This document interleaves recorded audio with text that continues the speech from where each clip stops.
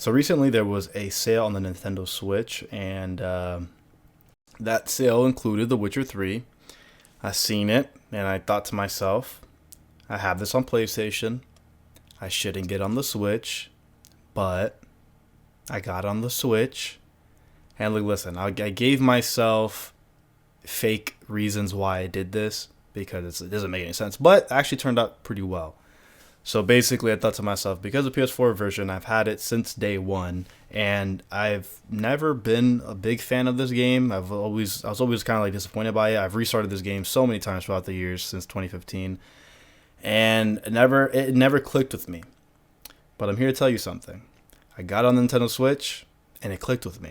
Listen, I don't know what it is, but the Switch, for whatever reason, has time and time again saved games for me, and yeah, I'm just here to let you guys know it saved The Witcher 3 for me. So let's jump into it and let's see how this is looking on the Switch.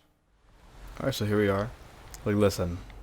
It's not the best looking game of all time, the most sharpest thing ever, but honestly, I feel like for a tablet to be outputting to a screen and it being Witcher 3, the entire game and all the expansions, this is truly very, very impressive.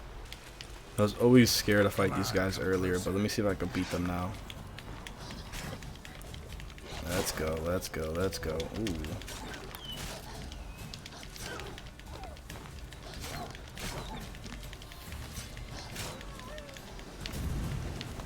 Oh, wow. Well, that was pretty easy. So I think the Switch port's really good. I mean, I think where it looks the best is on a handheld mode. That's where the game is like really, really cool, because also it's like cool because you're playing it handheld. But I also think it looks better handheld because I think here it scales a lot. I think it has a dynamic resolution, so that's that.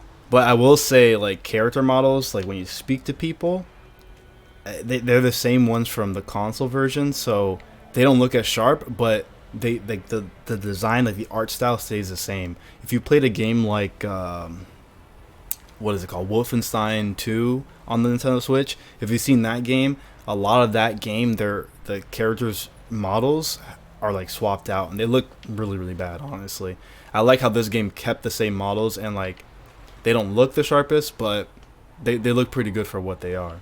So I'm like, maybe, I'm not sure, probably 6-7 hours in this game, maybe 10 hours, I'm not sure, somewhere around that range. Like, I'm not fully in the intro. Like, I've passed the part where I was stuck on a lot on the PS4, which sounds pathetic, but the truth. For anyone who has had problems with getting through this game, I'll tell you this. This is one of the main things that I've realized about this game, that I see where people get turned off by it. If you follow just the main story missions, you're not the right level to continue any of those missions. So there's a part where I have a friend who's also played this game too, that he's gotten stuck on this one part where you meet the witch and you go into the cave or whatever. There's like a boss there. It's not a big spoiler or nothing like that. It's just like a little side boss. But the side boss guy, he's impossible to beat, and I could see someone getting their save screwed up because they didn't save correctly by the point they got there, so they had to restart the game, and I feel like there's a lot of people who probably just didn't think that was worth it. So I feel for you. But for anyone who's had problems with starting it, this is the rundown of how you have to do this. Like again, like I said, do not do the main story missions in order. You could do them up to a certain point, but what you really want to do is each area has a suggested level. If you see it on the bottom there, you see that level 2, level 1, level 5, level 10, all this stuff. I suggest saying in White Orchid first, and you see all these question marks. I was confused by them before too. I thought they were just like, oh, just undiscovered areas, like it says. Like, I thought it was like a specific town where I go there, it's gonna say, oh, here's the town, whatever. But that's not what it is. It's so weird because they're just random treasures, like location or artifact that has not yet been discovered. So it's actually different little things there, and they're kind of like side missions, honestly. Like, you get a lot of XP from going over there, because there will be things that you could just pick up, or things that are guarded by stuff, and you fight the stuff and you kill them and you pick up a whole bunch of loot and stuff like that. And the best ones are the ones that actually give you skill points that you can use in your skill tree. So here's your character skill tree. Like, I'm not anywhere far in it or anything like that. But yeah, you use this skill tree to unlock different things with different moves and different stuff like that. But each one of these things that you unlock, you need to have the slots on the side here unlocked to add them to your character and stuff like that. So you just want to keep ranking up. You see this level 6, level 8, and all that, and more and more and more.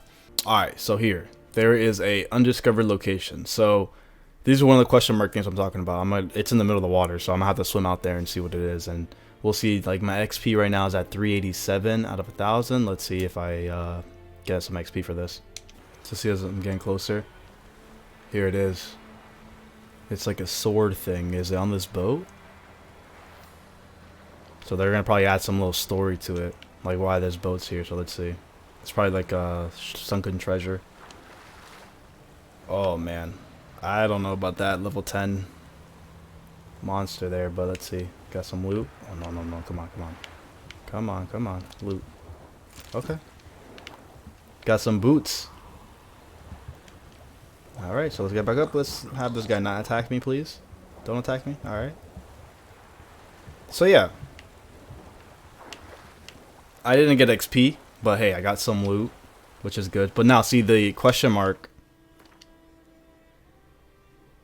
should now be gone, and now it's a spoils of war. So sometimes it's anything, you know. That if I could have fought that guy in the water, that could have been probably some good XP right there. But that's what I'm saying. This is the way you rank up in the game, really. The way I'm seeing it, you know, as a beginner.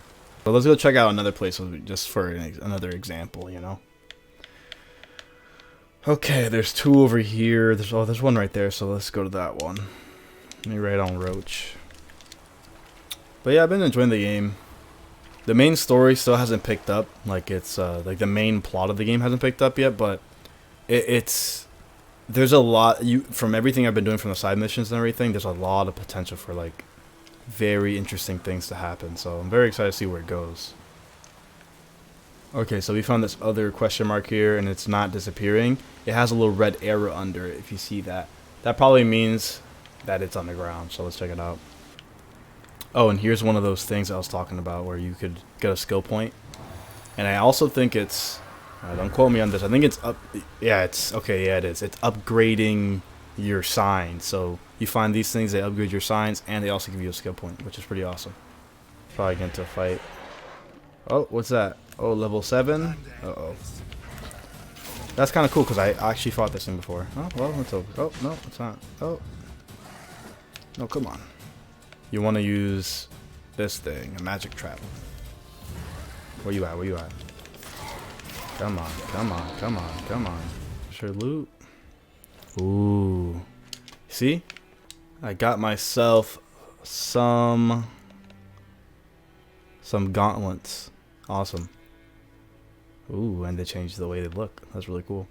But yeah, so I'm just going around and just hitting all those question marks so I could get my stuff ranked up and not feel so underpowered. As for the port, it's honestly, I think it's great. I truly think it's great because, like, look at this. Like, it has all the effects from console. Not all of them, but like, it keeps a lot of the effects from console that keep this game looking beautiful. Because honestly, man, this art style in the game is what really speaks and like sees through even all the muddiness or, you know, not high resolution of this port. But yeah, I really like it a lot. Alright, so there you guys have it. That's the Witcher 3 on the Nintendo Switch. It's a great port, like I've said many times already. It's honestly a great port for a great game. I feel like if you like Skyrim or any other high fantasy Western RPGs like this is a must play, especially if you only have a Switch. This is the port you have to buy, and I honestly am here to tell you it's a great port.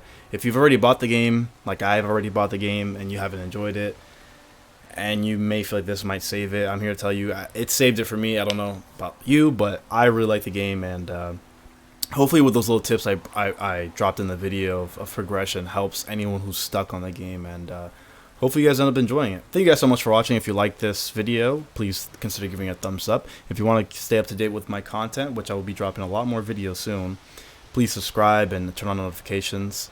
If you have any questions about the port or progression in The Witcher 3 or anything else like that, please leave a comment down below. I'm pretty sure I will definitely get back to you and help you out on that. Well, other than that, thank you guys so much for watching. See you in the next one.